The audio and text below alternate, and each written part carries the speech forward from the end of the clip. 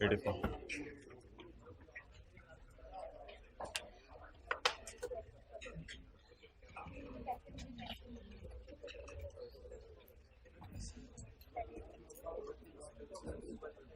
आकाश कुमार वाला सवाल डाउनलोड कर लिया था? हाथ खड़ा करते हैं जरा।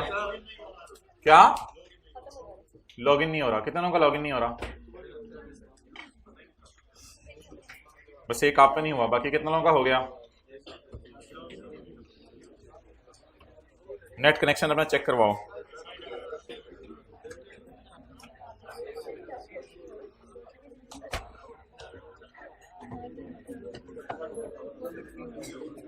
मेरे ख्याल से तो आपने टैक्स पेबल टू गवर्नमेंट भी निकाल लिया होगा उसमें, आकाश कुमार वाले सवाल में।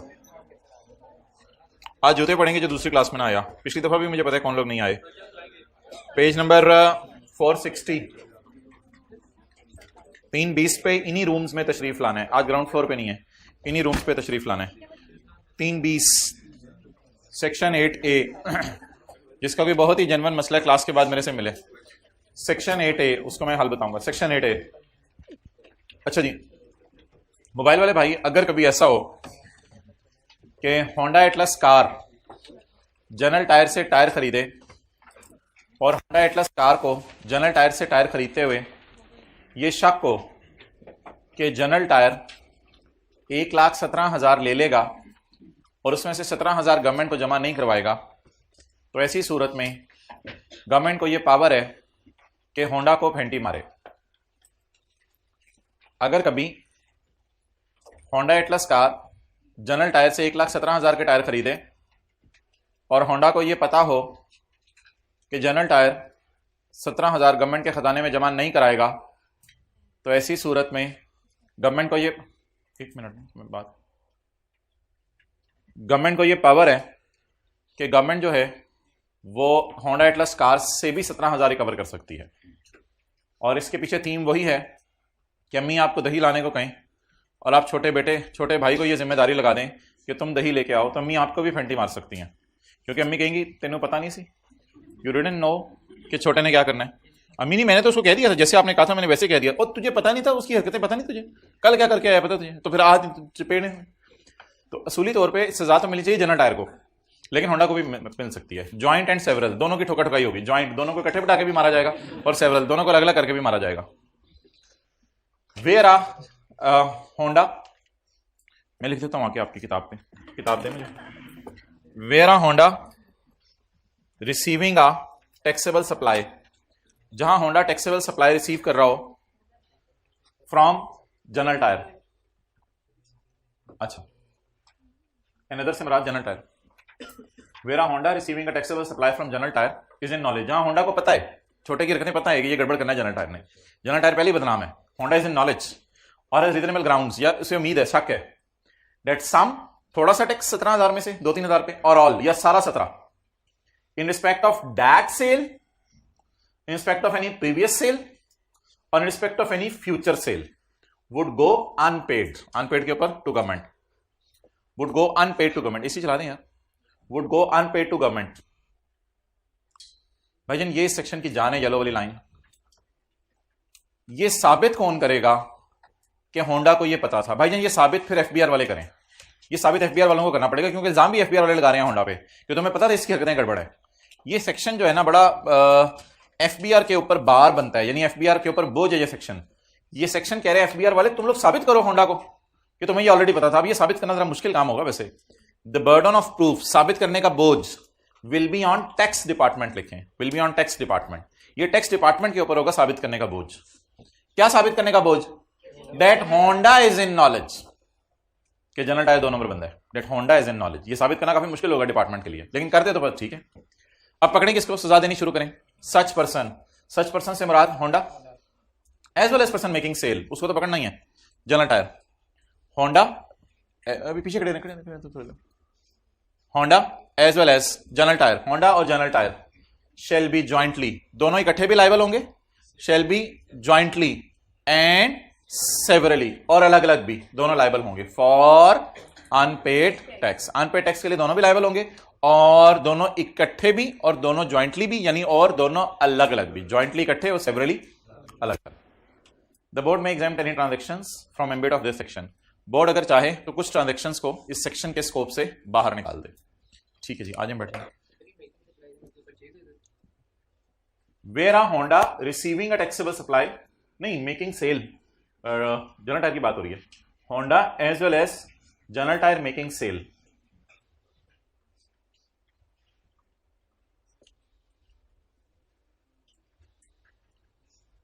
ओके, तो ये था जी concept joint and several liability. Joint means दोनों को भी लाइबल करा दिया जा सकता है, और सेवरल मींस अलग अलग थी। एक दो दोबारा पढ़ लें। Vera general tyre, sorry vera Honda receiving a tyre from general tyre. Honda को पता है या शक है कि सारा या थोड़ा सा टैक्स उस सेल का या पिछली सेल का हुकूमत तक नहीं पहुंचेगा। एफबीआर साबित कर दे जाके कि होंडा को ये पता है। तो होंडा as well as person making sale shall be इकट्ठे एंड अलग अलग लाइबल। आगे आ जाए जी, एडजस्टेबल इनपुट टैक्स।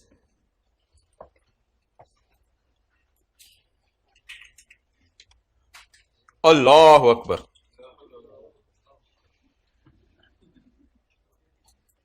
एक बंदा इनपुट माइनस कर सकता है मैक्सिमम 90% ऑफ आउटपुट तक, उससे ज्यादा नहीं। तो ये बात जो हमने साल से पढ़ रखी थी आज पढ़ भी ली।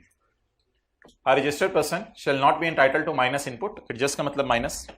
A registered person shall not be entitled to minus input in a month exceeding 90% of output. Output के 90% से ज्यादा आपको माइनस करने की इजाजत नहीं है। एक्सेस इनपुट उसको क्या करते थे, अगले महीने carry forward. Excess input shall be carried forward to the अगला महीना and shall be assumed as input for that month. बिल्कुल हम उसमें इसी तरह करते थे, उसको अज्यूम करते थे अगले महीने का इनपुट। कैसे, एक्चुअल के नीचे प्लस ब्रॉट फॉरवर्ड लिख के, and shall be assumed as input of अगला मंथ। ओ बहुत बड़ा बेनिफिट देने लगा है। बोर्ड अगर चाहे तो इसके रिफंड का तरीका बता देगा। बोर्ड अगर चाहे तो इस इनपुट के रिफंड का तरीका बता देगा, वो देखते हैं क्या है। लेकिन एक खुशी की खबर यह है कि इनपुट ऑन लाल shall not be restricted to 90% of output. लाल का इनपुट 90% ऑफ आउटपुट तक रिस्ट्रिक्ट नहीं होगा। यह बहुत बड़ी रिलैक्सेशन है। लाल का इनपुट, काली लाल का नहीं, लाल का। बोंगे ने बोंगी मारी बोंगों के साथ, सॉरी आप लोग तो अच्छे बच्चे हैं। लाल की बात कर रहा हूं, काली की बात नहीं कर रहा मैं। और आपको पता है ये फिक्स्ड एसेट से मुराद सिर्फ मशीन है और इलेक्ट्रॉनिक कैश रजिस्टर है। Well, today I am very happy that we will meet 2 times in a day. May our meetings start increasing day by day. Keep on start. अच्छा आगे चलें। Input on fixed assets shall not be restricted to 90% of output. इसलिए शायद हम machine का input numerical के face पे अलग से माइनस करते थे। बोर्ड अगर चाहे तो किसी बंदे को कह सकता है तुम्हारे पे ये सेक्शन ना ही लगे, ठीक है। तो बोर्ड चाहे तो ठीक है। बोर्ड अगर कह देगा तो कुछ लोगों पे ये सेक्शन लगेगा ही नहीं, यानी उनको 90% की रिस्ट्रिक्शन की जरूरत नहीं, वो सारा का सारा ही माइनस कर लेंगे।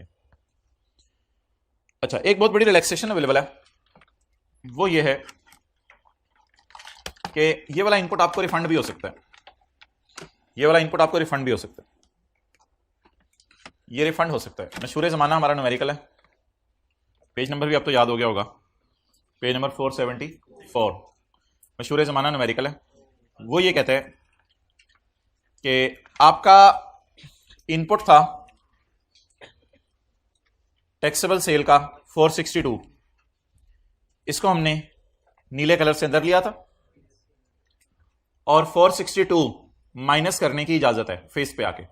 462 को हमने पकड़ा था, चलिए 462 को हम इधर लाए थे, 462 को कंपेयर किया था 90% ऑफ आउटपुट से, और हमने कहा था 462 माइनस करने को दिल चाह रहा था, माइनस किया 260, बाकी कैरी फॉरवर्ड कर लो। तो 462 माइनस करने को दिल चाह रहा था, 260 माइनस किया, बाकी फरवरी के न्यूमेरिकल में कैरी फॉरवर्ड कर लो। तो 202 को आप कैरी फॉरवर्ड करें फरवरी में, मार्च में, अप्रैल में, मई में, ये दूसरी क्लास में लिखा था मैंने, जून में, जून तक कैरी फॉरवर्ड करें। अगर जनवरी का कैरी फॉरवर्ड फरवरी में माइनस ना हो तो मार्च में कर लें, तो अप्रैल में कर लें, तो मई में कर लें, तो जून में कर लें, फिर भी माइनस ना हो तो अब आप कैरी फॉरवर्ड करना बंद कर दें। जुलाई के महीने आप रेस्ट करें, अपने अकाउंट्स बनाएं, accounts P&L balance sheet final करें, ऑडिटर्स को बुलाएं, ऑडिट वगैरह करवाएं अपना। साल खत्म होने के बाद दूसरे महीने हुकूमत के पास तशरीफ लाएं, जिस साल पाकिस्तान आजाद हुआ है उस साल आप हुकूमत से रिफंड ले लें। तो वो 90% की रिस्ट्रिक्शन वाला इनपुट जो माइनस नहीं हो सका, उसे आप जून तक माइनस करने की कोशिश किया करेंगे पूरी, अगर हो गया वेल एंड गुड, ना हुआ तो फिर आप अगस्त में आके उसका क्या मांग ले, रिफंड। तो ये सारा अरसा आप कैरी फॉरवर्ड करने की कोशिश करें, ना हुआ तो अगस्त में रिफंड मांग ले।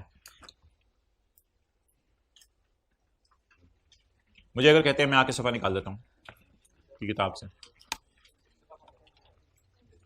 अगर ये सफा तुझे पता नहीं तो यू में rest in this class.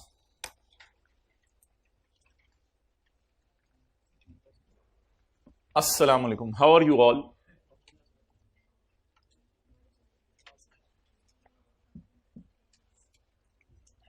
Okay गाय,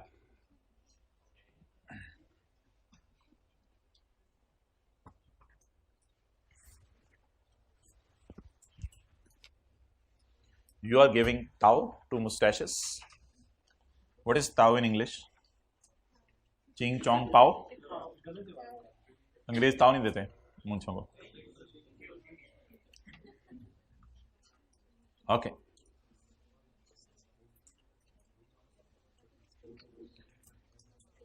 अच्छा जी,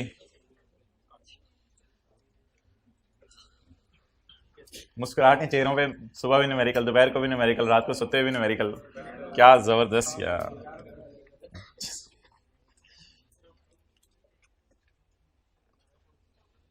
अच्छा, ये सीए शायद उन लोगों के लिए है जो एक कंसिस्टेंट एफर्ट करते हैं, डेली आते हैं, रोजाना का रोजाना करते हैं, जो चीज़ें अभी पेंडिंग जो छोड़ी होती हैं, किसी ने लेक्चर, किसी ने को होमवर्क, किसी ने को क्लास वर्क, किसी ने को क्लास का, उनके लिए नहीं है, क्योंकि उनको तो अपने पिछले वाले मसले हल करेंगे या अगली चीज़ें साथ साथ करेंगे। तो ये ऑनलाइन वाले भी कई दफ़ा कुछ कहते हैं, ये ना करें वो ना करें, क्या हुआ जी लेक्चर पेंडिंग है, तो क्या मतलब भाई जो टाइम पे आ रहे हैं उनका क्या कसूर है। तो ये शायद उन्हीं लोगों के लिए जो कंसिस्टेंट एफर्ट कर रहे हैं, थोड़ी सी सुस्ती करने वाले बहुत दूर रह जाते हैं। सुस्त लोग, page 461,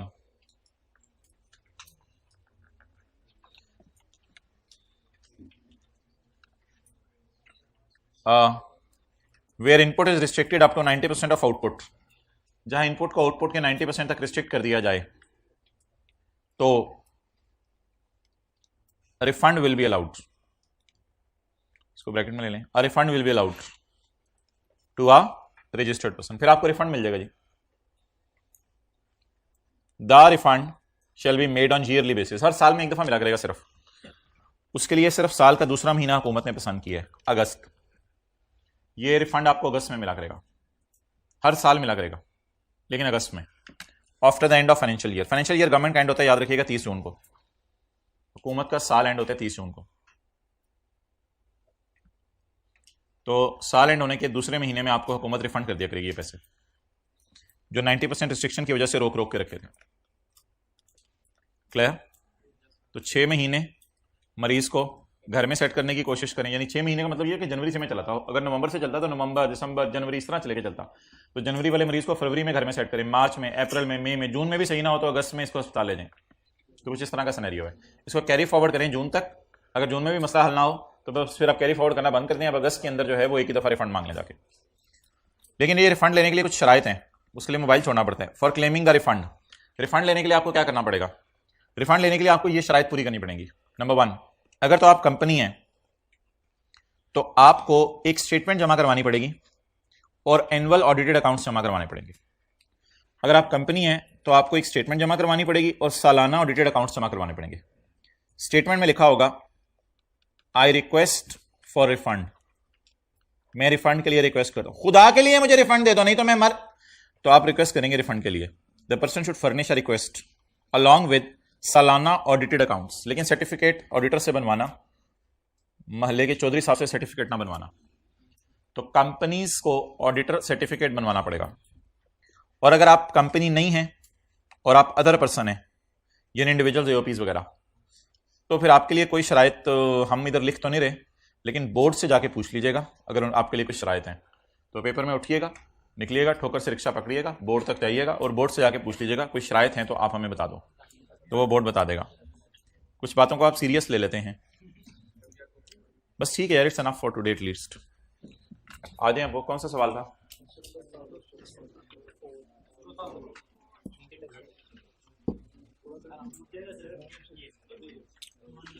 it needs a soft touch.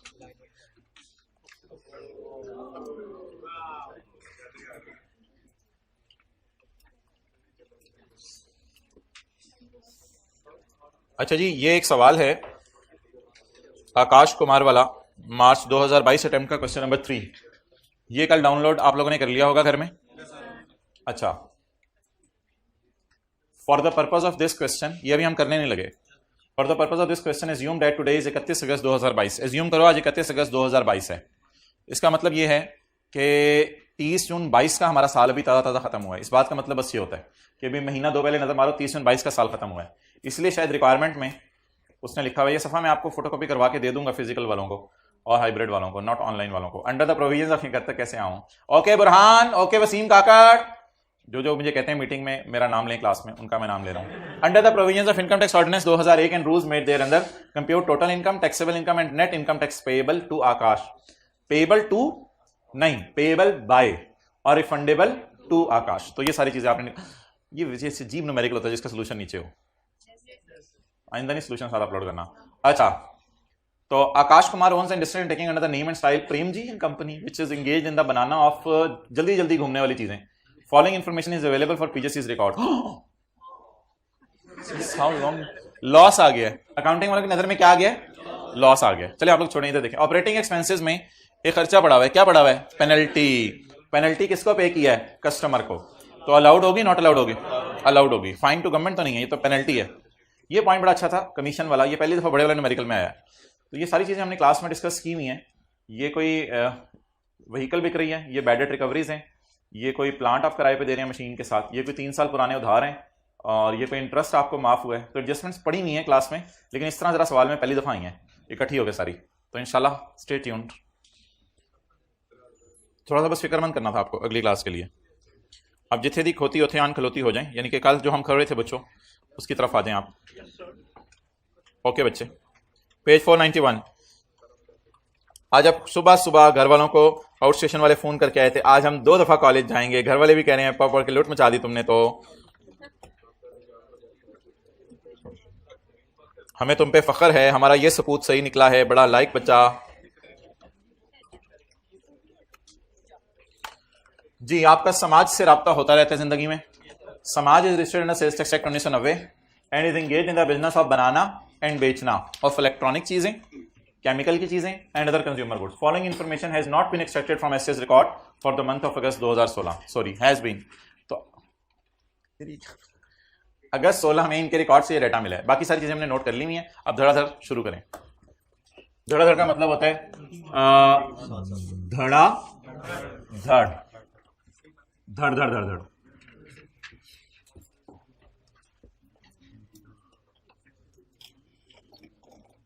Taxable cell, cell to, कभी कभी मेरा दिल चाहता है मैं हूं आप हूं और न्यूमेरिकल्स हूं बस।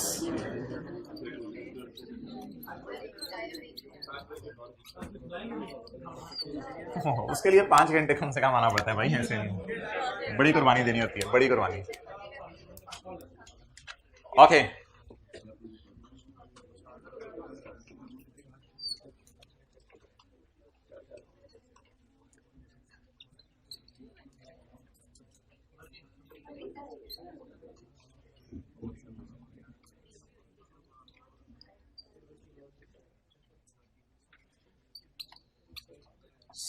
Cell input. आप थोड़ा सा साइड पे हो सकते हैं? आप तो आज दूर ही चले गए, आप तो ना ही बोलें। आज तो दीवार भी परेशान है कि मेरे पे बोझ नहीं है। ओके,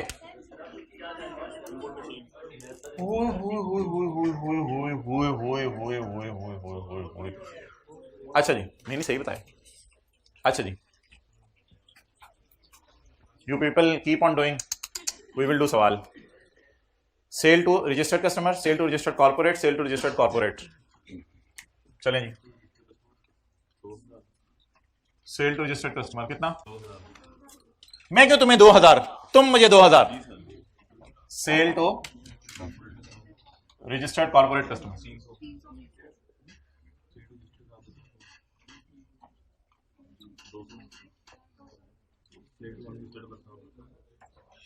सेल टू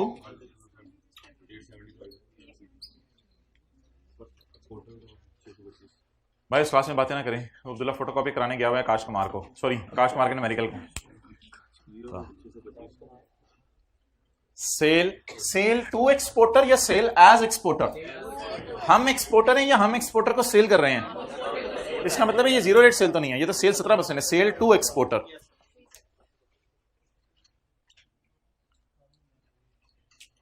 जी 625। कल आपने दूध पी लिया था भाई? जिन्होंने आकाश कुमार का न्यूमेरिकल डाउनलोड किया उनसे बात कर रहा हूं मैं, बाकियों से बात नहीं कर रहा। पी लिया था दूध? चीनी के बगैर तो इसलिए शहद डाल लेने थे ना, शक्कर। चीनी को तो छोड़ो, चीनी का क्या फायदा है? चीनी को घरों से निकालना है आहिस्ता आहिस्ता भाई। जी नहीं, शक्कर इतनी महंगी थी। ओके, चीनी तो स्लो पॉइजनिंग, पता नहीं सुना है किसी से हमने। Purchase of raw material from registered persons. Purchase पे 7 से 17% लगाएं। अच्छा सॉरी, इंक्लूड का लफ्ज ढूंढना था हमने। इंक्लूड का लफ्ज ढूंढ लें पूरे सवाल में, कहां कहां है। एडजस्टमेंट 1 2 3 4 5 6 7 8 में इंक्लूड का लफ्ज ढूंढ लें। सिर्फ 1 में है, इसका मतलब है सिर्फ इस फिगर को टिक कर लेते हैं। 5 10 कल करवा भी दी थी शायद, तो बस इस फिगर में इंक्लूड का मसला। बाकी फिगर्स को आउटर कॉलम में डाल के परचेज पे 7 से 17 लगाएं। जी, purchase raw material from registered suppliers 930 multiplied by 158। Finish goods from unregistered persons, finish goods unregistered person of rupees, unregistered बंदे की परचेजिंग पहले मुझे जाना उधर। अच्छा जी आगे, packing material from registered supplier. Packing material को अंदर वाले कॉलम में लिख लें, हो सकता है इसमें एडजस्टमेंट हो। वैसे कल हमने देख लिया था एडजस्टमेंट नहीं है कोई इसमें। Local machine from unregistered, input machine from unregistered person of rupees 360।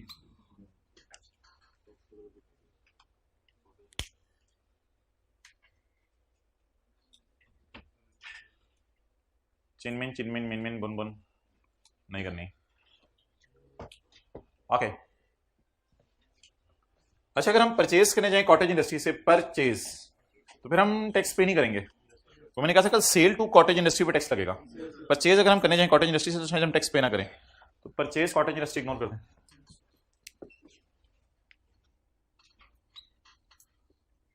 कितने की?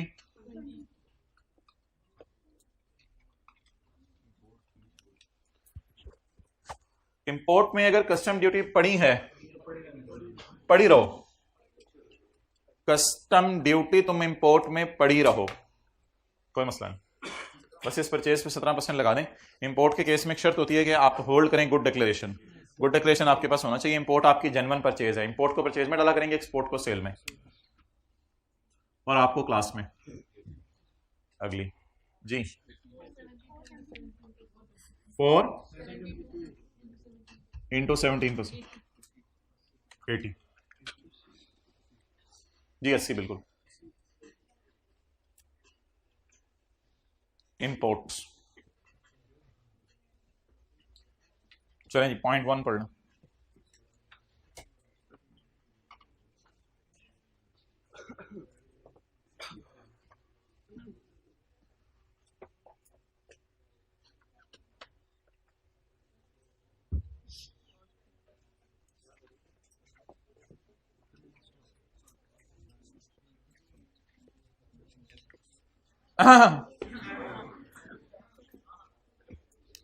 घर में भी इसी तरह करते हैं आप लोग। Packing material from registered persons include, packing material जो आपने रजिस्टर्ड बंदों से खरीदा है उसमें इंक्लूड है material worth rupees 1,50,000। Packing material में 1.5 लाख का पैकिंग मटेरियल पड़ा है जो आप यूज कर रहे हैं for packing electric Motors. Electric Motors उससे आप पैक कर रहे हैं।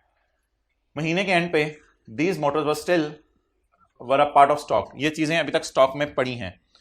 तो अगर कोई आप चीज परचेज कर लें और वो स्टॉक में पड़ी रहे तो इसलिए आपने परेशान नहीं होना कि परचेज में तो चली गई है, इसमें शामिल होने की वजह से सेल में इंशाल्लाह अगले महीने चली जाएगी। तो परचेज में से क्लोजिंग स्टॉक माइनस करना ऐसा कोई तसव्वुर सेल्स टैक्स में नहीं है। हाँ, ये जरूर है कि परचेज पर 17 लगा दो क्लोजिंग स्टॉक माइनस किए बगैर।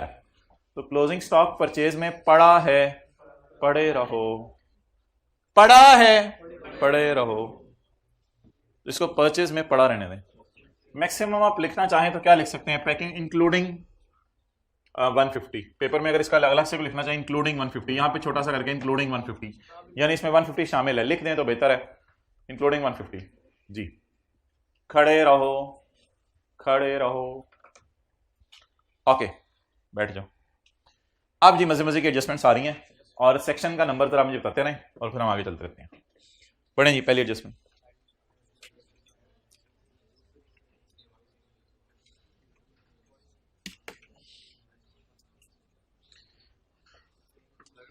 A registered supplier has supplied goods, क्या है ये, परचेज है, सेल है? अच्छा, अगली जितनी एडजस्टमेंट्स है ना, बातें जरा बाद में कर लीजिएगा, अगली जितनी एडजस्टमेंट्स है ना वो इस एतबार से ज्यादा आसान है कि उनको माइनस करके सेट नहीं करना, यानी वो इंक्लूड नहीं है कि माइनस करके सेट करें, उनमें बस अब ज्यादा आसानी है। ये जो इंक्लूड वाली एडजस्टमेंट होती है ना, ये रेक्टिफिकेशन टाइप चीजें होती हैं, यानी रॉन्ग क्या हो चुका है, क्या होना चाहिए, इस तरह सोचना पड़ता है। लेकिन जो इंक्लूड के अलावा वाली एडजस्टमेंट है वो मेरे ख्याल से ज्यादा आसान होती हैं, क्योंकि ये ओरिजिनल एंट्रीज टाइप हैं, यानी क्रेडिट सेल हुई तो debtor debit cell credit, purchase हुई तो परचेज डेबिट क्रेडिट क्रेडिट, ये ना ओरिजिनल एंट्रीज हैं सारी, इसमें कोई रॉन्ग नहीं काम हुआ हुआ। तो इनमें आप बस ये सोचना है कि इनको परचेज में डालना हुआ तो डाल देंगे, ना डालना हुआ तो डैश लगा देंगे, सेल में डालना हुआ तो डाल देंगे, ना डालना हुआ तो डैश लगा देंगे, क्योंकि सेल या परचेज में से माइनस जबरदस्ती करने की कोशिश नहीं करेंगे, क्योंकि ये ऑलरेडी इंक्लूड नहीं है। So that's why these all adjustments are a bit easy as far as this question is concerned. A registered supplier had supplied goods. तो फिर हमारी नजर में वो क्या होगी, फिर वैसे आई क्या भी ज्यादा है, कभी कभी मैं सोचता हूँ इनमें से कहते हैं आधी सही कराओ और पास हो जाओ, लुट नहीं चाहिए, तो कम से कम 70-80% एडजस्टमेंट तो आपसे सही करवाए ना, कोई पासिंग मार्क्स हो 75-80 तो मजा भी आए, कहते हैं इनमें से आधी सही कराओ, हद होती है। लुट है ना, मैं लुट है माने, लुट में चाहिए भी आई करने या ना माने आप लोग, अब जो बंदा सही तरीके से आधी सही कराओ यार, खुदा के लिए पुत्र आधी सही करा, कैसे भी करते हैं 0.3 तक करते हैं, सही हो गया, चलो अगला सवाल शुरू। नहीं आगे आगे इजी मार्क्स पड़े होते हैं।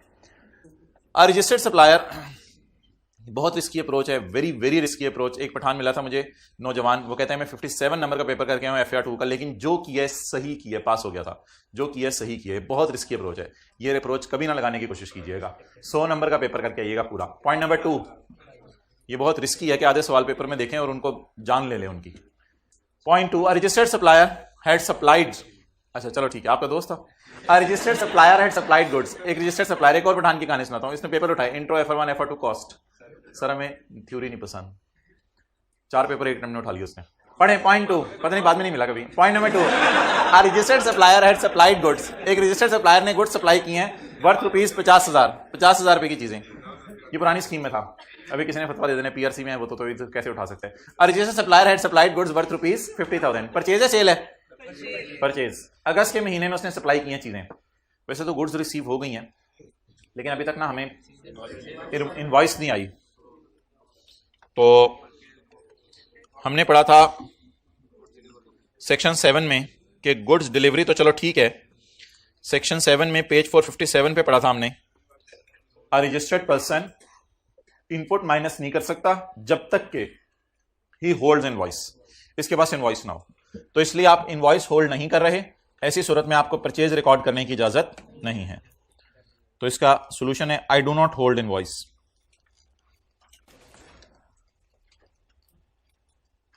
सेक्शन 7 का सबसेक्शन 2। तो परचेज रिकॉर्ड करने के लिए खाली चीजों का आना जरूरी नहीं है, मेरे ख्याल से इनवॉइस को होल्ड करना भी जरूरी है, और अगर पेमेंट करनी है तो चेक से पेमेंट करना भी जरूरी है अगर 50,000 से ऊपर की परचेज है, और काफी सारी बातें हमने पढ़ी थी परचेज रिकॉर्ड करने के लिए। बल्कि जनरल टायर का इसको अपनी सेल में शो करना भी जरूरी है, और जनरल टायर का गवर्नमेंट के खजाने में यह टैक्स जमा कराना भी जरूरी है। ऐसी वैसी कोई बातें तो लिखी नहीं हुई, एक बात कम से कम उसने बता दी है कि गलत हुई भी है, आपके पास बिल नहीं आया। तो purchase can not be recorded unless you hold a invoice, जब तक कि आप बिल होल्ड ना करें। तो purchase for which no invoice is held ₹50. Purchase for which no invoice is held is ₹50. ऐसी ही परचेज जिसकी इनवॉइस हमारे हाथ में नहीं है, वो परचेज ₹50 की बातें भी होगी साथ साथ। चलो, ऐसी परचेज जिसकी इनवॉइस हमारे पास नहीं आई। चलें जी आगे। इनपुट इनपुट इसका मतलब है ये ऑलरेडी 17% पे पड़ा है, इसलिए सवाल ने कहा था अब figures are excluding sales tax except, जहां मैं बता दूं इसका मतलब ये फिगर ऑलरेडी 17 पे है। इनपुट टैक्स ऑफ 55,900 इनपुट होता है परचेज पे 17। हाँ, परचेज वॉज पेड इन अप्रैल में कोई परचेजेस हमने किए हैं, लेकिन गलती से it could not be claimed in the return, लेकिन अप्रैल में ये रिटर्न में परचेज रिकॉर्ड का नाम भूल गया जरा। जी मोहतरम, मेरा सवाल, व्हाट इज रेमेडी अवेलेबल? क्या रेमेडी अवेलेबल है? मैं क्या करूं? मेरा न्यूमेरिकल किस महीने का है? मैंने परचेज किस महीने में की है? अप्रैल की भूली हुई परचेज अगर अगले 6 महीने में याद आ जाए तो उस परचेज को रिकॉर्ड कर लो। पेज 456 और 457 के गिर्दी न्यूमेरिकल घूम ही जा रहा है, घूम गया। Where a registered person did not deduct input in the relevant month, input could not be minus in the relevant month.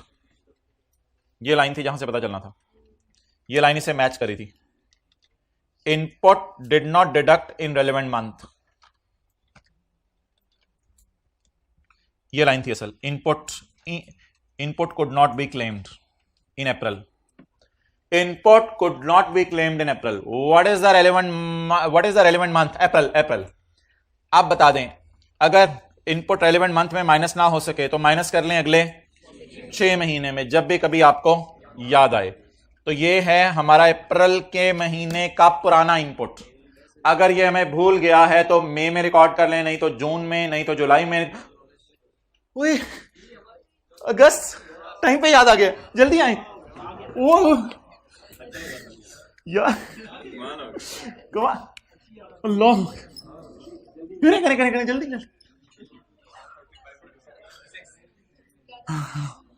शुक्र करें 6 महीने में याद आ गया।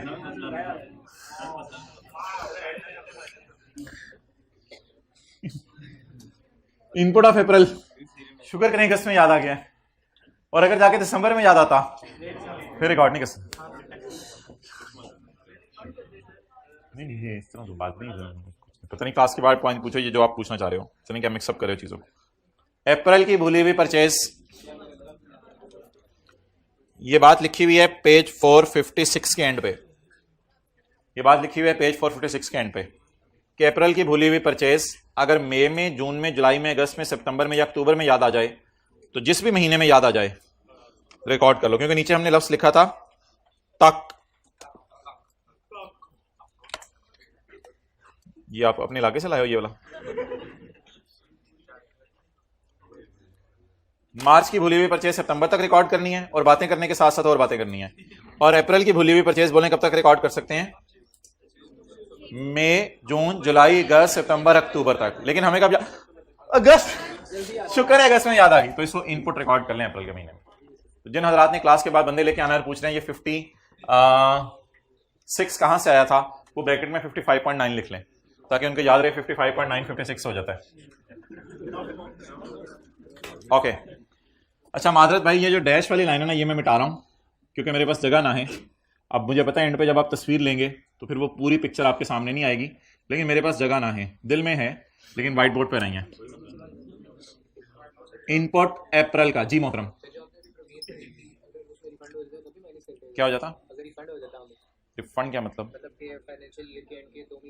नहीं, वो तो और ही चीज है, वो और ही सिनेरियो है। वो तो वो परचेजेस हैं जो रिकॉर्ड हुई हैं और फिर 90% डिस्काउंट की वजह से माइनस नहीं हो सकी। ये तो रिकॉर्ड ही नहीं हुई सिरे से। ओके आगे चलें। वो चीज न्यूमेरिकली टेस्ट नहीं होती। पॉइंट 4,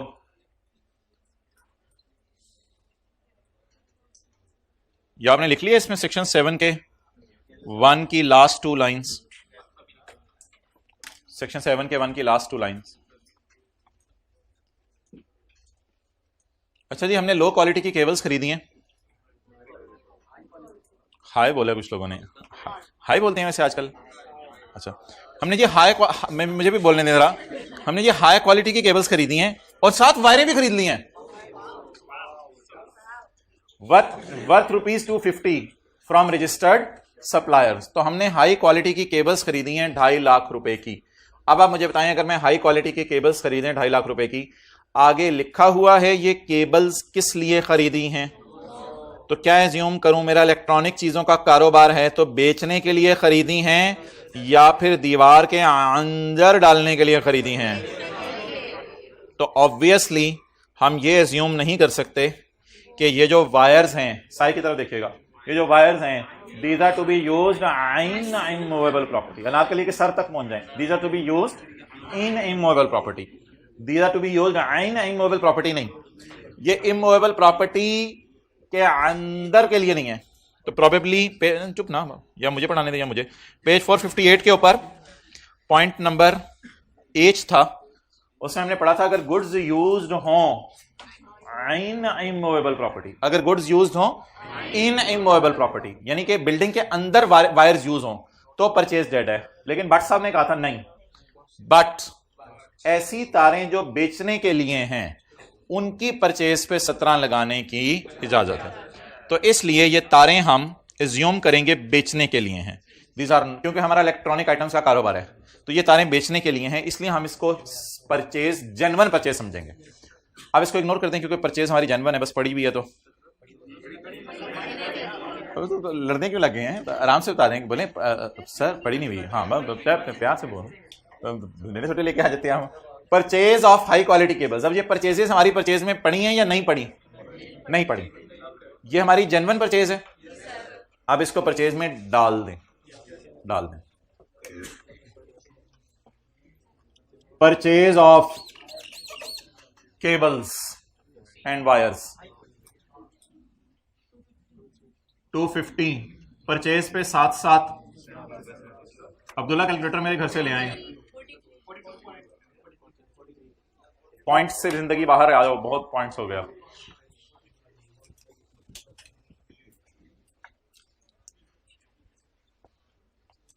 ये जरा मुंह रजिस्टर से उठा लें और क्लास में अटेंटिव रहें। ये हाइब्रिड क्लास में 4th रो में जरा इनको उठा दें दरवाजे के साथ, शुक्रिया। अच्छा जी, अगला पॉइंट पढ़ लेंगे। क्या मतलब सर? नहीं हूं मैं सर, चलो तो पॉइंट 5 पढ़े, 6। अच्छा हाँ पूछो यार।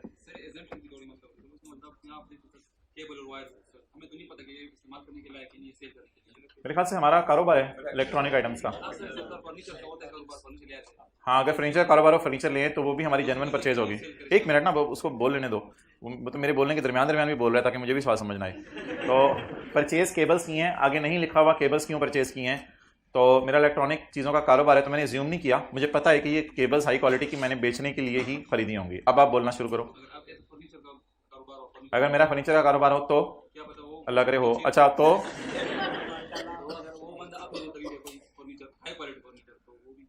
लिखेगा ना परचेज फर्नीचर फॉर कुछ आगे लिखेगा। पॉइंट नंबर 5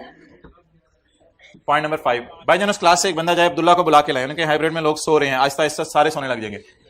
ऑन 5 अगस्त 2016 भाई जान उस क्लास से जाए, अब्दुल्ला राजपूत को पूरे कॉलेज से ढूंढ के लाएं। ऑन 5 अगस्त 2016 एसए ने रिसीव किया एडवांस सेल का रिसीव होता है या परचेज का? दोनों क्लासों से बंदे चले गए हैं ढूंढने के लिए, बहुत ज्यादा बंदे चले गए हैं ढूंढने के लिए, बंदा एक है ढूंढने के लिए 2 गए हैं। ऑन 5 अगस्त एसए ने रिसीव किया एडवांस 6 लाख का। भाई जान एडवांस रिसीव सेल वाला होता है against sale of shaver, electronic shaver. SA agreed, SA ने वादा किया कि मैं जान दे दूंगा लेकिन इंशाल्लाह सितंबर तक तुझे इलेक्ट्रॉनिक शेवर डिलीवर कर दूंगा, परेशान ना हो, सितंबर तक तुझे इलेक्ट्रॉनिक शेवर में डिलीवर कर दूंगा। तो as per the definition of time of supply, as per the definition of time of supply, भाईजान प्लीज आप लोग आज बहुत बोल रहे हैं इसलिए खामोश रहें, जब मैं पूछूंगा तब बोलना है। बल्कि तब भी ना ही बोलें तो बेहतर है। बता दें जी, पैसे आए हमारे महीने में, डिलीवर हुई चीजें अगले महीने में, हम सेल कब बुक करें? अगले महीने में। तो इसलिए फिर हमारी सेल से इसको निकाल दें। हाँ, थोड़ा थोड़ा आप आराम से बताने लगे हैं। That's nice to learn very quickly, माशाल्लाह। अच्छा, अब आप मुझे बताएं कि जो चीजें रिसीव हुई हैं, पैसे रिसीव हुए हैं, वो कब हुए हैं? ओ सितंबर में। पैसे रिसीव कब हुए हैं? अगस्त में। ड्राई ना करें। डिलीवर गुड्स कब हुई हैं? सितंबर में। तो बता दें जी, सेल कब बुक होगी? अब हम क्या अगस्त की सेल में से निकाल दें या अगस्त की सेल में पड़ी नहीं हुई? तो इग्नोर कर दें डैश डाल के।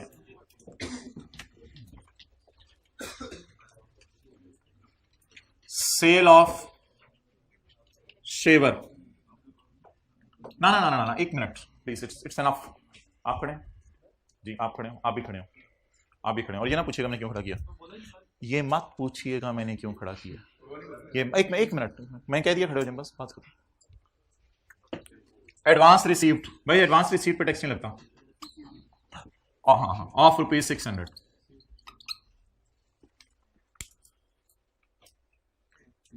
उस क्लास में कौन से भाई खड़े हैं? थोड़ा सा आगे आके शक्ल दिखाएं। अब्दुल्ला, आपको तो बंदे ढूंढने गए हैं, आप बैठ जाएं। अच्छा खड़े रहें, ठीक है। बस ये इंश्योर करें कोई स्टूडेंट सो ना जाए। चलें जी, धीमे धीमे आगे चलें। तगड़ा नाश्ता करके हैं आप, आज दूसरी क्लास भी लेनी है। Point number 6, another machine, another lal was purchased from a registered supplier for ₹2 lakh.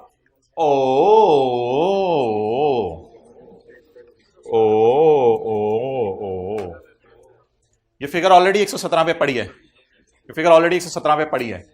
It is inclusive of sales tax. वैसे तो लिखा होता है सारी चीजें एक्सक्लूसिव हैं, लेकिन इसके साथ सवाल ने बता दिया कि इट इंक्लूड सेल्स टैक्स, तो फिर इसमें 17% पड़ा है। बैठ से आप दोनों, और कोई बोलेगा तो उससे भी खड़ा किया जाएगा।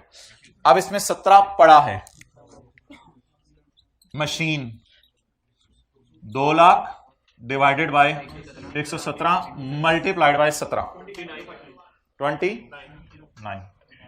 इसका टोटल लाल में कर दूंगा, 0 + 29 का टोटल मैं लाल कर दूंगा।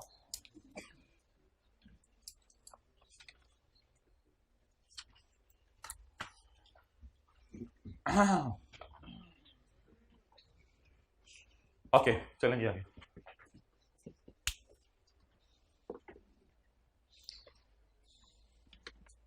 तो अगर किसी फिगर के साथ उसने लिखा हो ना इंक्लूडिंग सेल्स टैक्स, तो फिगर 117 पे पड़ी होगी, उसे आपने 17 पे लाना है। पॉइंट नंबर 7 पढ़ते हैं। कौन सा सेक्शन है ये?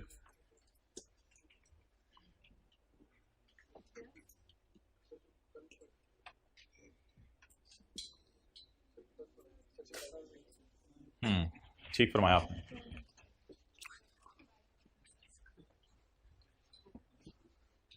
सेक्शन का नंबर मैं सुनना चाह रहा था, वैसे तो याद नहीं करना होता।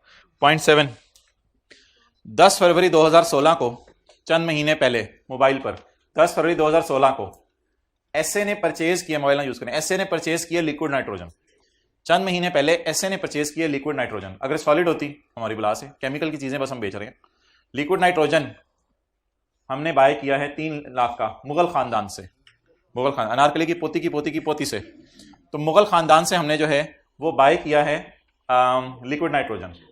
लिक्विड नाइट्रोजन हो तो मुगल खानदान का, मशहूर है बाजार में, एक रजिस्टर्ड सप्लायर है मुगल खानदान। लेकिन हमने उधार पे खरीदा है। उधार वाली पेमेंट 180 दिन में हो जानी चाहिए। ऑन 15 अगस्त 16, जैसे इंडिया की आजादी मनाई जा रही थी 15 अगस्त 16 को, तो ऐसे इसी खुशी में पेमेंट कर दी मुगल खानदान को by way of a cross check. Cross check से पेमेंट की और उसके बैंक अकाउंट में पैसे ट्रांसफर किए। अब हमने ये देखना है कि क्रेडिट ट्रांजैक्शन 180 दिन में पे हुई है या नहीं। फिलहाल 15 अगस्त को लिफ्ट ना कराएं, 10 फरवरी को सामने रखें और मोबाइल छोड़ के कैलकुलेटर जरा हाथों में पकड़ें और कैलकुलेटर पर आप लिखना शुरू करें। आज आपको एक ट्रिक बताता हूं, आसान सा ट्रिक है। कौन सा ट्रिक है ये मैंने बनाया? आज एक ट्रिक बताता हूं जिससे पहला महीना भी कैलकुलेटर पे गिन लिया करें।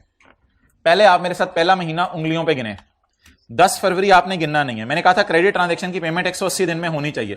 ये ट्रांजैक्शन बहुत ज्यादा इंपॉर्टेंट है, पास पेपर में बहुत ज्यादा टेस्ट हो रही है। उंगलियां तैयार रखें, कैलकुलेटर तैयार रखें, बॉल पॉइंटर तैयार रखें, दिमाग को रिफ्रेश कर लें। अच्छा जी, 10 फरवरी आप 11 से गिनना शुरू करें। 11, 12, 13, 14, 15, 16, 17, 18, 19, 20, 21, 22, 23, 24, 25, 26, 27, 28, 29, क्योंकि 2016 लीप का साल है। तो 2016, 20 और 24 मैंने कहा था लीप का साल है। तो लीप का साल है 29 दिन, 29 दिनों का है। इट मींस कि आपकी उंगलियों पे, अच्छा कुछ ऐसे ज्यादा होते हैं जो उंगलियों पे गिनने के बाद ना आप ये गिन रहे होते हैं कि उंगलियां कितनी हुई हैं। सो 19, ये 19 हो गए। ये कितने दिन हो गए? अगर आप ये उंगलियों पे नहीं गिनना चाहते तो आप फिर 11 से मत गिनिएगा, आप 29 में से 10 माइनस कीजिएगा। ये शायद बताने के लिए आपको बुलाया था। अगर आप उंगलियों पे गिनना चाहते हैं वेल एंड गुड, 11 से 29 तक गिन लें। अगर आप उंगलियों पे नहीं गिनना चाहते तो फिर थोड़ी सी एहतियात बरतिएगा। 29 में से फिर आपने 10 माइनस करना, फिर आपका जवाब सही आएगा। 29 में से 10 माइनस करें, 19 ही आ रहा है। अब 180 दिन मुझे पूरे कराएं फरवरी में। अच्छा, जहां आपको लगे ना कि अब 180 दिन पूरे होने वाले हैं, वहां एक चीख मार दीजिएगा, लेकिन सिर्फ फिजिकल वाले। किस तरह? क्या मतलब? मैं मार के दिखा देता हूं चीख, अब पता नहीं बच्चे माइंड कर जाते हैं, वरना मुझे तो कोई प्रॉब्लम नहीं। मार्च, अप्रैल, जब आपको फील हो कि 180 दिन पूरे होने लगे हैं तो एक चीख मार दीजिएगा। 180 दिन, 180 दिन, 90 दिन कल थे, आज 180 दिन है। Are you people? जुलाई के डाल दो 31, चीख तो नहीं मारेंगे। अगस्त के डाल दो 31।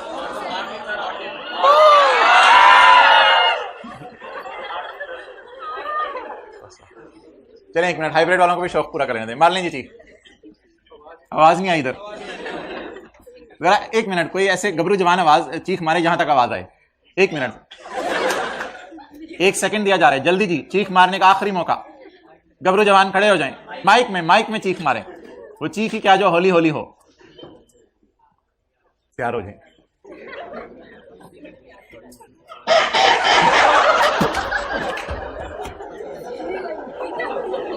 बंद कर, माइक बंद कर दें। ये बंदे को भेजिएगा क्लास के बाद। वापस अब्दुल्ला, बस बहुत हो गई। अच्छा, आप मुझे बताएं, नोट करें।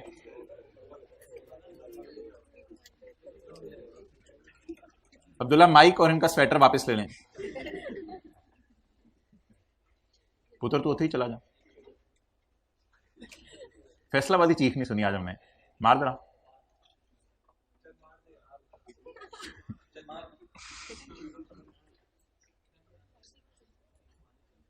पिशावरी चीख मार तू।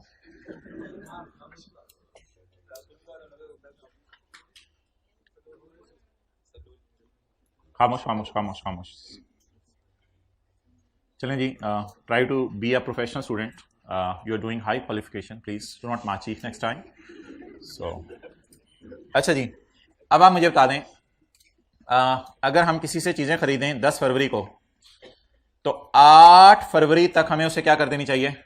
पेमेंट। 8 फरवरी तक क्या कर देनी चाहिए? 8 अगस्त तक उसे क्या कर देनी चाहिए? पेमेंट। अगर किसी ने चीजें खरीदें, अगर 10 फरवरी को चीजें खरीदें तो 8 अगस्त तक उसे पेमेंट कर देनी चाहिए। समाज की बेगम, समाज एसोसिएट्स बंदा है, समाज की बेगम 9 अगस्त को उसको उठकर सुबह कहेगी, ले मुजरिम नाश्ता कर, ले मुजरिम नाश्ता कर, ले मुजरिम नाश्ता कर। 1 मिनट, अब मुजरिम पूछेगा कि मेरी बानो क्या ऐसा हुआ कि तुम मुझे मुजरिम कह रही हो? Bano will say, as per section 73 sub section 2 sales tax act 1990 my Sartaj, you have made the credit transaction payment after 180 days. That's why you are mujrim guy. तो मोहतरम, ये जरा जुर्म हो गया है, इसकी सजा मिलेगी। अच्छा, वैसे ना इनकम टैक्स में अगर पेमेंट बाद में हो जाती थी ना तो वो सजा रिवर्स भी हो जाती थी, लेकिन सेल्स टैक्स में ऐसा कुछ नहीं है। इनकम टैक्स में यह था कि अगर 3 साल तक पेमेंट ना करो तो चौथे साल इनकम में ऐड कर दो। आज आकाश न्यूमेरिकल में भी है वो कॉन्सेप्ट, 3 साल तक पेमेंट ना करो, चौथे साल इनकम में ऐड कर दो, और अगर बाद में पे कर दो तो दोबारा खर्चे के तौर पे रिकॉर्ड कर लो। लेकिन इस लॉ में ऐसा कुछ नहीं है। इस लॉ में बस आपने पेमेंट करनी है 180 दिन में। अगर 180 दिन के बाद पेमेंट की तो डेट इज अ जुर्म, और उस जुर्म की सजा ये मिलेगी कि सजा जरा अब तसल्ली से सुन लें, बस बहुत हो गया आज, खामोश हो जाए हम सारे। सजा जरा कैसे देनी है तसल्ली से सुन लें। असल में आपको क्रेडिट परचेज रिकॉर्ड करने की इजाजत है, लॉ में आपको क्रेडिट परचेज रिकॉर्ड करने की इजाजत है। तो आपने ये क्रेडिट परचेज रिकॉर्ड की होगी फरवरी में, उधार पे चीजें खरीदी फरवरी में, आपने फरवरी में ये परचेज रिकॉर्ड की होगी। तो जब आप फरवरी का न्यूमेरिकल सॉल्व करे होंगे ना, तो वहां आपने वर्किंग वन में इसको डाला होगा परचेज के तौर पे। अब फरवरी का न्यूमेरिकल तो हम दोबारा खोल नहीं सकते, अगस्त के न्यूमेरिकल में आके उसी तरह की वर्किंग ढूंढेंगे आज, दैट इज वर्किंग वन, और उस वर्किंग वन में एक नई लाइन खोलेंगे और सोच ये रहे होंगे कि हम फरवरी की वर्किंग वन छेड़ रहे हैं, लेकिन छेड़ेंगे अगस्त की वर्किंग वन, और वर्किंग वन में आके इस परचेज को रिवर्स कर देंगे। परचेज को क्या कर देंगे, परचेज रिकॉर्ड कब हुई थी, फरवरी में, रिवर्स कब होगी, 180वां दिन जिस महीने पूरा हो। 180वां दिन किस महीने पूरा हुआ, अगस्त में। अब जरा थोड़ा सा ना बात लिखें, ये फरवरी की वर्किंग वन में परचेज रिकॉर्ड हुई थी, सजा देने का तरीका, ये फरवरी की वर्किंग वन में परचेज रिकॉर्ड हुई थी,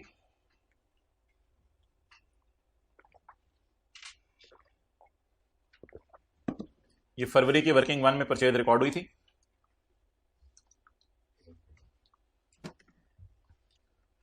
अब अगस्त की वर्किंग वन में, ओ मेल हाइब्रिड में शोर बहुत है भाई, कोई बंदा जाए भाई, आप जरा एंड पे खड़े हो जाए जो ऑफिस के बंदे हैं यार, ये तो बता दिया करो, दो बंदे उधर खड़े हो, it's site of anything, 9 minute पहले का मैसेज आया हुआ है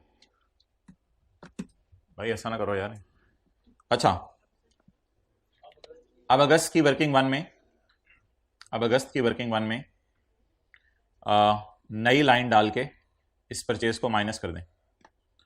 अब अगस्त की वर्किंग वन में नई लाइन डाल के इस परचेज को माइनस कर दें।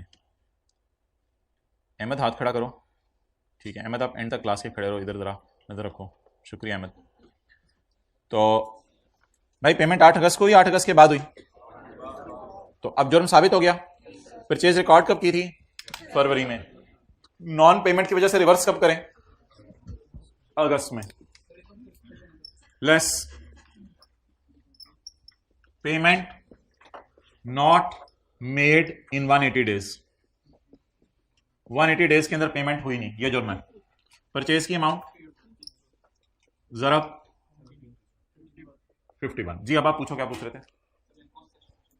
सेक्शन 73 कल जो पढ़ा है, मैंने बोला नहीं था, बानो ने कहा सेक्शन 73 सबसेक्शन 2, उस वक्त क्या कर रहे थे, सेक्शन 73। तो परचेजेस की अगर पेमेंट ना हो तो ऐसी सूरत में नॉन पेमेंट की वजह से सजा मिलती है। अच्छा,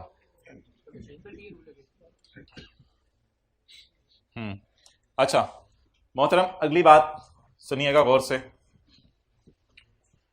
ना भाई चुप रहो, अगली बात गौर से सुनिएगा और बहुत इंपॉर्टेंट, ये एडजस्टमेंट न्यूमेरिकल में बहुत ज्यादा टेस्ट हो रही है। अगर हमने न्यूमेरिकल में ये दोनों महीने रिकंसाइल करने हैं, सवाल की रिक्वायरमेंट का कौन सा महीना है, अगस्त, और मुजरिम का बने अगस्त में, तब हमने जाके वर्किंग में सजा देनी है। अगर बिल फर्ज ये कैलकुलेशन करते करते ये महीना तो अगस्त का होता, लेकिन मेरा कैलकुलेटर यहां 2 सितंबर देता, तो मैंने 2 सितंबर वाली डेट को, बल्कि पूरी एडजस्टमेंट को ये कह के इग्नोर कराना था कि अभी तो 178 डेज गुजरे हैं 31 अगस्त को, 31 अगस्त को तो 178 डेज गुजरे हैं, अगस्त के महीने में सजा नहीं बनेगी, 2 दिन वेट करो। अगर एग्जामिनर तुम मुझे सितंबर का न्यूमेरिकल देते तो उसमें मैं सजा देता। तो ये दोनों फिगर चीजें ना आपने मैच करनी है पेपर में, सवाल की रिक्वायरमेंट का महीना और सजा का महीना, ये मैच होने चाहिए। और बात को थोड़ा आगे बढ़ाएं, अगर यहां आ जाता 15 जुलाई, तो आप ये नोट देते कि पिछले महीने के न्यूमेरिकल में सजा मिल गई होगी, इस महीने सजा नहीं देनी। तो ये मैच करना मस्ट है, ये मैच करना मस्ट है। तो अगर मैं इसको सेफ हैंड पे रहते हुए बोलूं तो 180वां दिन हमारे न्यूमेरिकल के महीने में आना चाहिए, ये असल में मैं कहना चाह रहा हूं, 180वां दिन हमारे न्यूमेरिकल के महीने में आना चाहिए। जी 8 अगस्त को पे कर दे फिर तो जी आया ना, 9 को पे ना करे, 180th डे पे कर दे, 8 अगस्त को रात को जाके 11:55 पे उठाए हम पैसे लेके आए हैं आपके लिए, आप बाहर निकले बंदे लेके, फिर तो कोई मसला नहीं था, फिर तो पेमेंट हो गई। Okay, so let's move next with your beautiful feet. In July 16, पिछले महीने, इन जुलाई 16, आपने साथ वाले को देखा, मैंने तो बोला पिछले महीने। इन जुलाई 16 इनपुट माइनस नहीं हो सका 90% ऑफ आउटपुट की रिस्ट्रिक्शन की वजह से। और शहजादे यार आसान आसान अंग्रेजी देता था, अब तो इधर भी हमें तंग करने लग गया है। पिछले सवाल में तूने लिखा होता था इनपुट या सेल्स टैक्स क्रेडिट। इनपुट का मतलब ही सेल्स टैक्स क्रेडिट होता है, क्योंकि इनपुट माइनस होता है ना, तो इससे इनपुट माइनस होता है, इसलिए इसे कहते हैं टैक्स क्रेडिट। देखें साया, इनपुट माइनस होता है, इनपुट माइनस होता है, इसलिए इसे कहते हैं टैक्स क्रेडिट। तो पहले तो आराम से दिया होता था इनपुट फ्रॉम पिछला महीना, बल्कि इसे पिछले न्यूमेरिकल में भी दिया होगा, ये इनपुट फ्रॉम पिछला महीना। लेकिन इस सवाल ने जरा थोड़ा सा ना जादू सर चढ़ के बोला, जुलाई के महीने में वो इनपुट जो आउटपुट की 90% रिस्ट्रिक्शन की वजह से माइनस नहीं हो सका, वो 10 और जान दे, वही वाला है ना जो न्यूमेरिकल के फेस पे डालना है। Requirement do nothing, sorry, under the provisions of फुफ्फा जी का एक्ट 1990, मेड इन द मौजूदगी ऑफ फुफ्फा जी। चलें जी, न्यूमेरिकल का फेस शुरू करें। छोड़ें यार, अब फेस फूस तो खुद बना लिया करें, क्या लुटना चाहिए। अब ये 5 मिनट चले जाया करें, सारे मेरे साथ जाया करें। काली को बुलाया जाए, बादशाह सलामत, काली हाजिर खदमत है। 286 बादशाह सलामत, अगर आप हुक्म दे तो लाल को भी बुलाएं, लाल को बुलाया जाए।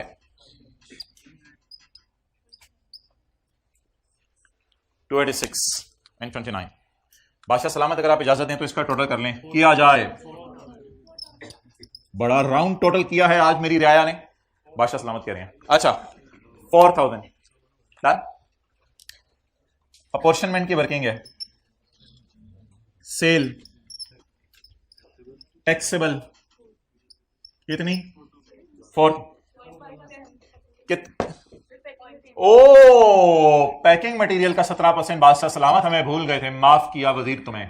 करो टोटल 37, ज्यादा हो गया 87, हाँ हाँ हाँ 373।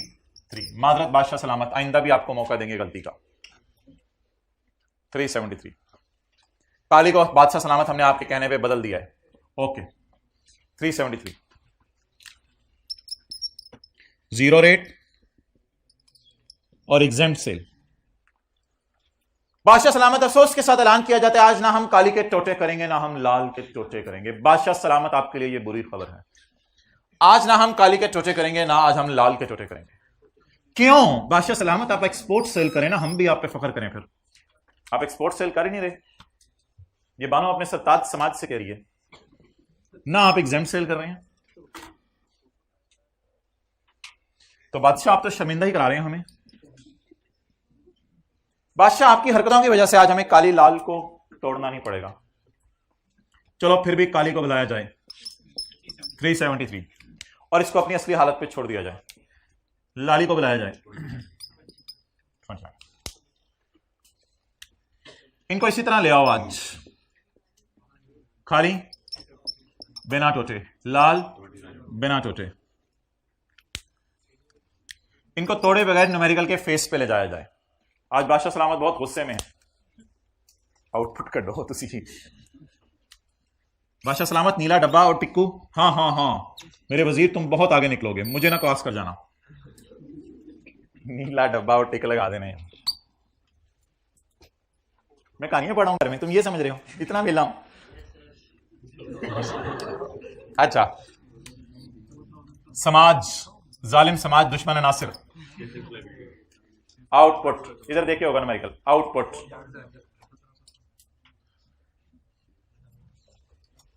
नीले डब्बे के अंदर देखा जाए वजीर, इधर उधर देखने वाले को जेल में डाल दिया जाएगा। 680 less input, lower of actual. सही सलामत काली को लाया जाए 373। सवाल में से आपको रोने की आवाजें आ रही हैं। 373 रो रहा है, मेरे पिछले महीने का भाई किधर है, इसको भी बुलाओ, मेरे साथ बिठाओ, फिर हम फ्लाई कर जाएं जहाज की तरह। 10,000 अहमद, एक आय रखो बच्चों पे। कोई बोले तो प्रिटेंड कर देंगे। आ जाओ 383 इलेक्ट्रिक शेवर लेके आना अगली क्लास में। 90% ऑफ आउटपुट 612। मोहतरम आप आखिरी रो में आज खड़े हो जाएं, खड़े हो जाएं, इन दोनों का डिफरेंस लेके बताएं कितना कैरी फॉरवर्ड करेंगे। थामे कैलकुलेटर। मोहतरम आपको आज बहुत मार पड़ेगी। माइनस करने को दिल चाह रहा था 383 और लोअर भी है 383, इसलिए कुछ कैरी फॉरवर्ड नहीं करेंगे। आप क्लास के बाद मिलिएगा। 383 बैठ जाएं, आइंदा हमेशा आपको यह याद रहेगा। 383 और 612 में से लोअर क्या है? तो जब वही एक्चुअली लोअर है तो फिर कैरी फॉरवर्ड तो कुछ नहीं करना ना। 297। बादशाह सलामत लाल कह रहा है मैंने भी आना है। लाल को लाया जाए और इसको काली करके यहां लिखा जाए। ठीक है बादशाह। 297 माइनस 29 268। बादशाह टिक्कू आपको याद है? 3% ऑफ सेल टू 875।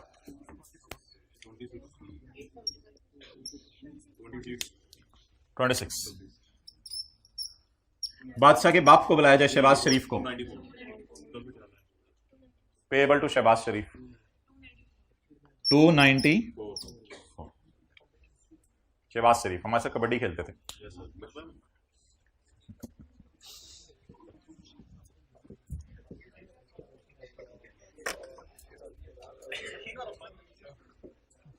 हाँ, मशीन वाला इनपुट पूरा माइनस होगा। इसको 90% रिस्ट्रिक्शन से नहीं गुजारेंगे। मशीन वाला इनपुट पूरा माइनस होगा।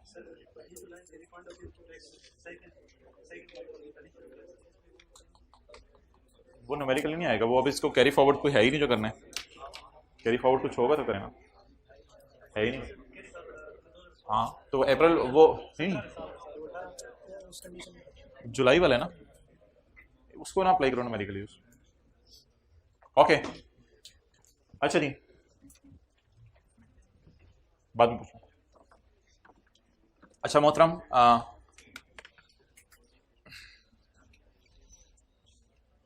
बड़ी इंपॉर्टेंट डिस्कशन मैं आपसे करने लगा हूं।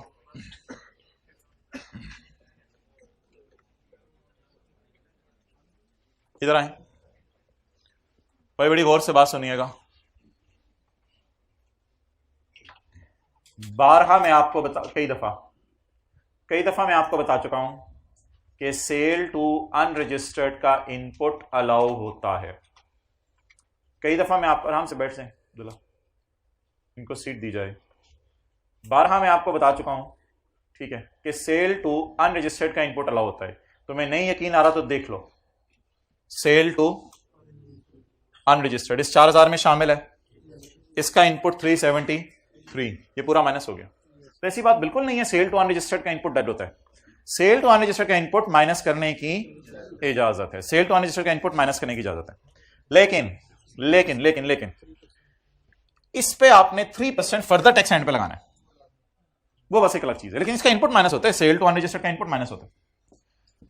अब एक कॉन्सेप्ट में आपको बताने लगा हूं कि सेल टू अनरजिस्टर्ड पे आपने लगाना है 3% और इसका इनपुट आपको अलाउ हुआ करेगा, कोई मसला नहीं। लेकिन 3 सूरतों में सेल टू अनरजिस्टर्ड माइनस करने की इजाजत नहीं है। इसका इनपुट इसका माइनस करने की इजाजत नहीं है। मैं जरा पहले बताऊंगा, फिर आप नोट कीजिएगा। सेल टू अनरजिस्टर्ड का इनपुट 3 सूरतों में माइनस करने की इजाजत है। कैमरा नीचे करो। सेल टू अनरजिस्टर्ड का इनपुट 3 सूरतों में माइनस करने की इजाजत नहीं है। वायर सेलर तारें बेच रहे हैं। सुबह 10 बजे उसने तार बेची थी, आपको याद है, ऐसे बंदे को जो लायबल टू बी रजिस्टर्ड था बट नॉट रजिस्टर्ड था। आपने ऐसे बंदे को तारें बेची who is liable to be registered but not registered. Wire seller ने 10 बजे तारें बेची एक बंदे को। एक बंदा आया, उसने कहा जी मुझे तारें चाहिए। वायर सेलर ने कहा जी आपका रजिस्ट्रेशन नंबर सेल्स टैक्स का, उसने कहा नहीं है। वायर सेलर ने कहा चलो अपना एनआईसी नंबर दे दो, मैं आपके नाम का बिल बना देता हूं, तारें आपको मैं पैक कर देता हूं। तो ये सेल टू अनरजिस्टर्ड ऐसी सेल है जिसके ऊपर इनपुट आपको अलाउ हो जाएगा, कोई मसला नहीं। 10:05 पे भाई एक और अनरजिस्टर्ड बंदा आया, उसने कहा मुझे तारें चाहिए। हमने कहा जी आप अपना सेल्स टैक्स का रजिस्ट्रेशन नंबर बताएं। सुनते रहें। उसने कहा मेरा सेल्स टैक्स का रजिस्ट्रेशन नंबर नहीं है। आपने कहा चलें ऐसा करें, आप अपना एनआईसी दें। उसने कहा वो मैं भूल गया हूं। आपने कहा चलो खैर है जाओ, मैंने तुम्हें बेचनी चीजें। आपने ऐसी चीजें बेच दी और वो चला गया। आप गवर्नमेंट वायर सेलर को 10:06 पे निकालेगी दुकान से बाहर और बाहर बड़े खड़े करके चित्तर मारेगी और कहेगी कि आपकी इस सेल का इनपुट मैं क्या करने लगी हूं, डेड। 10:10 के ऊपर वायर सेलर के पास एक और बंदा आया। जी आप कौन है? जी मैं भी अनरजिस्टर्ड बंदा हूं। आज आपके नसीब में अनरजिस्टर्ड बंदे ही हैं, मैं भी अनरजिस्टर्ड बंदा हूं। चलें ठीक है, कोई मसला नहीं। आप क्या चीज लेने आए हैं? मैं जो है वो दुकान पे फलां वाली केबल लेके आया हूं, जो ग्रीन कलर की, वो केबल लेने आया हूं। जी वो तो गवर्नमेंट ने हमें मना किया हुआ है कि अनरजिस्टर्ड बंदों को नहीं बेचनी। कल पढ़ा था सेक्शन 8 में, गवर्नमेंट ने मना किया हुआ है फलां चीजें अनरजिस्टर्ड बंदों को नहीं बेचनी। तो चलें यार छोड़ें, आपको बेच देते हैं। खैर एनएससी वगैरह अपना दे दें, आपको बेच देते हैं। अब एनएससी से कोई फर्क नहीं पड़ेगा, एनएससी से कोई फर्क नहीं पड़ेगा। आपने वो चीजें क्यों बेची जो गवर्नमेंट ने बेचने से मना किया हुआ था। गवर्नमेंट जब आपने 10:10 पे उसको सेल की तो 10:11 पे हुकूमत आपको बाहर निकालेगी और बाहर खड़े करके सारे दुकानदारों के सामने छितर मारेगी और कहेगी इस सेल का इनपुट आपको माइनस करने की इजाजत 10:15 पर। एक बीएमडब्ल्यू आके रुकी आपकी दुकान के बाहर, उसमें बड़ा बड़ा लिखा हुआ था I am not registered under sales tax act. मैं सेल्स टैक्स एक्ट में रजिस्टर नहीं हूं और मेरे दादा परदादा भी नहीं थे और मैंने अपने पोतों को भी यही नसीहत की है कि तुमने अपने आप को सेल्स टैक्स में रजिस्टर नहीं करवाना। और वायर्स बेचने वाले को कहा मुझे वायर्स चाहिए। वायर्स कितने की चाहिए? 11 मिलियन की चाहिए। वायर्स कितने की चाहिए? 11 मिलियन की। पूरी दुकान ही मैं तुम्हारी खरीदने आया हूं। 11 मिलियन की वायर्स चाहिए। वायर बेचने वाले ने उसका एनआईसी वगैरह लिया और लेके उसका तारें बेच दी। नई बात बता रहा हूं, आप एक महीने में एक अनरजिस्टर्ड बंदे को 10 मिलियन से ऊपर की सेल नहीं कर सकते। एक महीने में एक अनरजिस्टर्ड बंदे को 10 मिलियन से ऊपर की सेल नहीं कर सकते। हुकूमत आपको निकालेगी बाहर 10:16 पे और छित्तर मारेगी सारी दुकानों के सामने और ये कहेगी कि तुम होते कौन हो ऐसे अनरजिस्टर्ड बंदे को सेल करने वाले जिसको तुमने एनआईसी तो मांग लिया लेकिन सेल कितनी कर दी? 10 मिलियन से ज्यादा। अहमद क्या कर रहे हो? पीछे जाओ यार प्लीज ना, वो बच्चों को नजर नहीं आता और अगर कोई बोल रहा है तो उसको क्लास बस निकाल दो चुप करके। लेकिन इस बात को पॉजिटिव एंगल से कर लेते हैं, हमने उल्टे एंगल से, क्योंकि पॉजिटिव एंगल से ये है कि आप अनरजिस्टर्ड बंदे से एनआईसी भी मांगे, अनरजिस्टर्ड बंदे को ऐसी चीजें ना बेचें जो हुकूमत ने मना की हुई है, और अनरजिस्टर्ड बंदे को सेल करते हुए ध्यान रखें कि महीने में एक बंदे को 10 मिलियन से ज्यादा की चीजें ना बेचें। तो इतनी मुश्किल जो हमने बात की आसान करके बात कर लेते हैं। तो सेल टू अनरजिस्टर्ड में 3 एहतियातें करें। नंबर 1, एनआईसी भी मांग लें, उसको ऐसी चीजें ना बेचें जो गवर्नमेंट ने बेचने से मना किया हुआ है। और तीसरा, अगर महीने में सेल करनी है आपने अनरजिस्टर्ड, ये नई बात बताइए आज, तो आप उसको 10 मिलियन से ज्यादा की सेल ना करें। क्लियर? अच्छा, अब आने वाले दिनों में शायद न्यूमेरिकल्स इस रुख पे जा रहे हैं कि हम इधर देखें, हम सेल टू अनरजिस्टर्ड में एक और कैटेगरी डालेंगे, सेल टू अनरजिस्टर्ड निहायत बुरे। एक तो है ना सेल टू अनरजिस्टर्ड बुरे, एक है सेल टू अनरजिस्टर्ड निहायत बुरे। इसमें वो जो 2-3 कैटेगरीज मैंने आज नहीं बताई वो आएंगी, और वो सेल टू अनरजिस्टर्ड निहायत बुरे फिर चौथी लाइन के तौर पे यहां आएगा, और उनका फिर इनपुट हम क्या कर दिया करेंगे? डेड कर दिया करेंगे। क्लियर? अब ये आपने कहां नोट करना है ये मैं आपको बताता हूं, पहले जरा मेरी बात सुन लें। सेल टू अनरजिस्टर्ड पे 3% तो लगाना ही लगाना है, इस पे मेरी कोई दूसरी राय नहीं। सेल टू अनरजिस्टर्ड का इनपुट क्या है? माइनस करने की, जैसे आज के सवाल में किया। लेकिन अगर सवाल में लिखा हो कि आपने एनआईसी रिसीव नहीं किया अनरजिस्टर्ड बायर से, या सवाल में लिखा हो उसको स्पेसिफाइड गुड्स बेची हैं एज टोल्ड बाय गवर्नमेंट, जो गवर्नमेंट ने मना की हुई थी, या लिखा हो सवाल में sale per month to single unregistered person is greater than 10 million in a month, even if I receive, NIC ले भी लूं लेकिन 10 मिलियन से ऊपर की सेल करने की जरूरत, इजाजत नहीं है। यह बात आपने नोट कहां करनी है? यह बात आपने नोट करनी है, मैं बताता हूं आपको, यह बात आपने नोट करनी है सारी की सारी पेज नंबर 453 पे। यह बात कहां नोट करनी है? पेज 453 पे। आपने 10 बजे कैसे बंदे को चीजें बेची हैं? उस liable to be registered but not registered, याद आ रहे? बेची थी चीजें। अच्छा, तो इसमें आप 2 कैटेगरीज बनाएं, इधर है जगह, ऐसे 2 कैटेगरीज बनाएं, पेज पे आ गए, 2 कैटेगरीज बनाएं। आम हालात में लिखें इनपुट अलाउ है, काफी जगह माशाल्लाह सफे पे आम हालात में इनपुट अलाउ है। ये प्लीज इस यहां से कुछ एरो खींचना शुरू करें, यहां से कहीं से भी। आम हालात में इसका इनपुट अलाउ है, लेकिन 3 सूरतों में इनपुट क्या हो जाएगा? डिसअलाउ। 3 सूरतों में इनपुट डिसअलाउ हो जाएगा। वो 3 सूरतें अब मैं खोल के आपको दिखा देता हूं। 3% तो लगाने लगाने वो बात तो अलग है, अभी मैं क्या डिस्कशन कर रहा हूं? Input allow. 3 सूरतों में इनपुट डिसअलाउ हो जाएगा, वो 3 सूरतें लिख लें।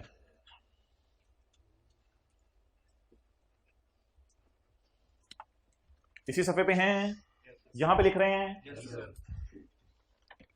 छोटा छोटा करके लिखें। No NIC received from unregistered buyer.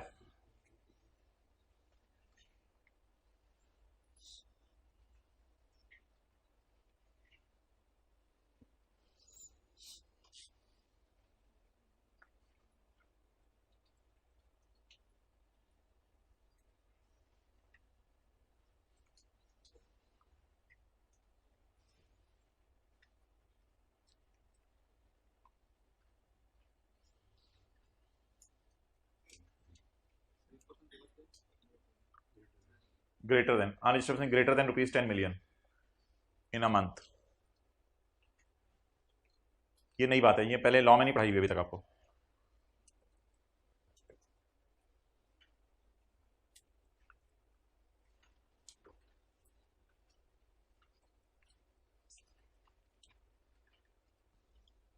चलें जी, मिलते हैं अगली क्लास में 3:20 पे इन्हीं रूम्स में. जिसका कोई मसला है वो क्लास के बाद जरा आके मुझे बता दें, मैं उसका को हल देखता हूँ इसी रूम में 3:20 पे इंशाल्लाह.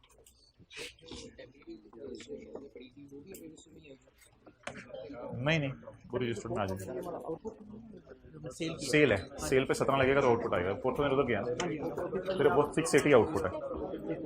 ये आप कह रहे हैं इनपुट है, ये क्या कहते हैं जो ये सेल है अनरजिस्टर्ड को, इसमें ये पड़ा है. तो अनरजिस्टर्ड की सेल इसमें पड़ी है, तो 875 का इनपुट इसमें आ गया, वो माइनस हो गया. कोई मसला नहीं भाई. ये सफ़े एंड बाहर बांटे जा रहे हैं आपको. बाहर सफ़े ज़रा पकड़ के खड़े हो जाओ, बाकी हज़रात जाते रहें. ये देना, हाँ बस ओवर कर दें भाई. उस रूम में कोई सफ़े बांट रहे हैं? अच्छा.